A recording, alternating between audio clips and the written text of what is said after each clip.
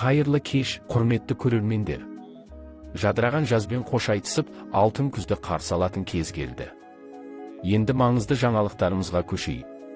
Шолу жасамас бұрын президент Қасым-Жомарт Тоқаевтың парламент палаталарының бірлескен отырысында таныстырған Қазақстан халқына жолдауының басты тұстарына тоқталғым келеді.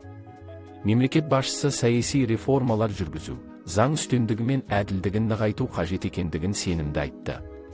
Сондай-ақ ол үкіметке өңдеу және тау-кен өнеркәсібін, қорғаныс өнеркәсіп кешенін, ауыл шаруашылығын, энергетиканы және экономиканың басқа да секторларын дамыту бойынша стратегиялық міндеттер қойды.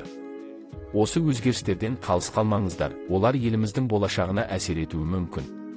Қазақстанның даму банкі ақ өңдеу өнеркәсібіндегі кәсіпорындарға жылдық 7-ға дейінгі төмен пайыздық мөлшерлемемен жалпы сомасы 62,5 миллиард теңге қолжетімді қарыздар береді.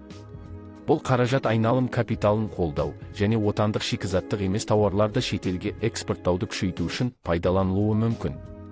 Бұл өңдеу өнеркәсібіндегі кәсіпорындарға ғана емес, отандық өнім берушілерге де көмектесетін маңызды бастама.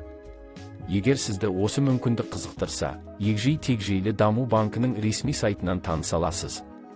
Аграрлық несие корпорациясы Қазақстандағы агробизнесті қолдауын жалғастырады. Олар агробизнес бағдарламасы бойынша жылдық 6% мөлшерлемемен қосымша 40 миллиард теңге береді. Бұл қаражат өсімдік шаруашылығы мен мал шаруашылығын дамытуға, өнімді қайта өңдеуге арналған.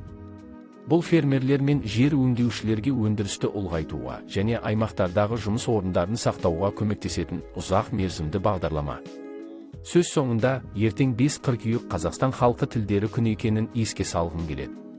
Бұл еліміздегі алуан түрлі мәдениет пен тілді ұлықтайтын маңызды күн болып табылады.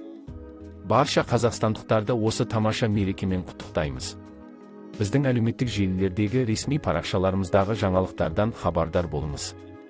Назар аударғаныңыз үшін рахмет.